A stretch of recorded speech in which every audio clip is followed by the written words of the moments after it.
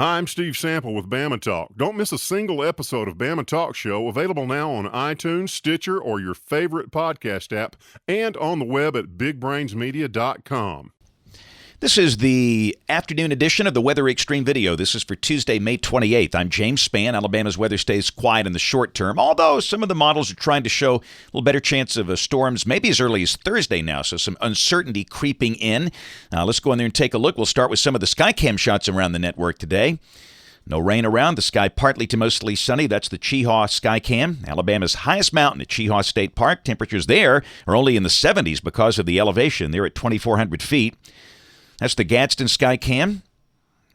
Again, a partly sunny sky there, and very similar conditions up at Decatur as we overlook the mighty Tennessee River from the Morgan County side.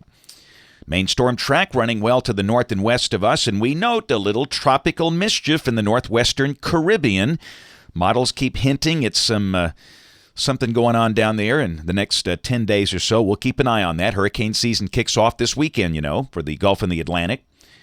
Pretty warm today, Gadsden 82. Same for Cullman. The warm spot in Montgomery. Down in the Gumph, they've got 88. We'll see similar highs for the rest of this week with mostly mid and upper 80s. Around the nation, the country kind of bisected by a wavy front. You can see how it's cooler up in Wisconsin and Minnesota, and with a big trough in the western states and that thing around, this time of the year there'll be some severe weather. And sure enough, we've got that. Also some flooding problems for parts of Iowa and Illinois, northern Missouri, and on top of that, there is a tornado watch for that region until 10 o'clock tonight. It includes places like Kansas City, Manhattan and Topeka, Kansas, Atumna, Iowa. Surrounding that, that's the largest slight risk for the rest of today and tonight from the Rio Grande up into parts of Wyoming and South Dakota and as far east as Erie, Pennsylvania, and almost Buffalo, New York. Some of the cities involved in that would include Chicago, Detroit, Cleveland. Hey, tomorrow, look at the moderate risk now. That's going to be a very active severe weather day for parts of Oklahoma, Kansas, Nebraska. They've had a lot of it lately, but then again, they're supposed to this time of the year. Surrounding that, a slight risk from the Rio Grande up into parts of Minnesota, the Dakotas, Wisconsin. Also a slight risk over the northeast United States. And on day 3, which is Thursday, again, a risk of severe weather from Oklahoma up into the Great Lakes. And day 4, which is Friday, again, Kansas and Oklahoma. Storm chasers delight out there all week long. This is the rain for the next 5 days, and this is showing rain amounts heaviest from near Tulsa to Kansas City, St. Louis, Chicago, and Grand Rapids. Some amounts in there of over 4 inches expected. And around here, the amounts are lighter. This carries us, by the way, through Sunday morning at 7 a.m. And again, we're getting into the season where the showers here are scattered in nature, and it's really hard to define these maps. And we note the heavier rain down over the southern tip of Florida, around Miami and Key West. Let's look at modeling. This is the GFS. This is the 12Z run, valid at 1 o'clock local time tomorrow afternoon at 500 millibars.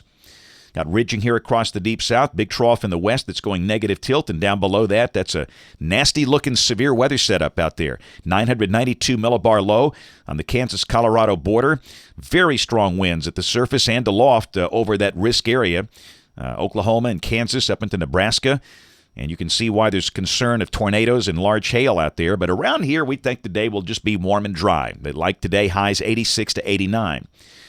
Now, Thursday, the GFS kind of keeps us humming along with a ridge and mostly dry conditions. The surface low moves up into the Dakotas.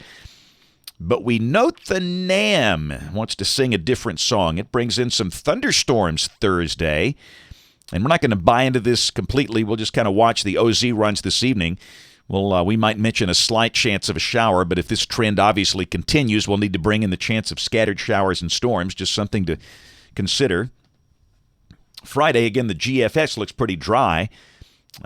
Just a few isolated showers with the highs in the upper 80s. And we'll certainly mention that. We'll kind of watch the trends with the NAM. This is Saturday as we kick off the weekend. And again, the better dynamics are still way north and west of here. You can see that clearly from the upper flow. Down below that, moisture increases in the low levels, and that would suggest a chance of scattered showers on Saturday. Not an all-day rain or a washout, just a shower, maybe a storm from time to time. the better and most organized rain to the north and west of here. But on Sunday, here comes a cold front. And clearly, the coverage of the showers and storms should increase on Sunday. And that's not to say it's going to rain all day. It won't. It's not a washout thing. But clearly, it should rain on us several times on Sunday.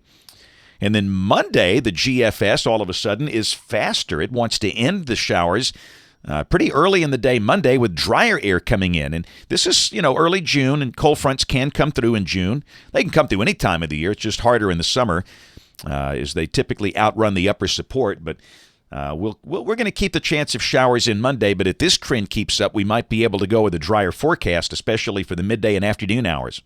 Then a week from today, pretty decent trough over the eastern states, and we are in pretty dry air. And that would be a dry day, lower humidity. Still highs, well up in the 80s, but just not as humid. All right, let's go a little deeper. How about June 8th?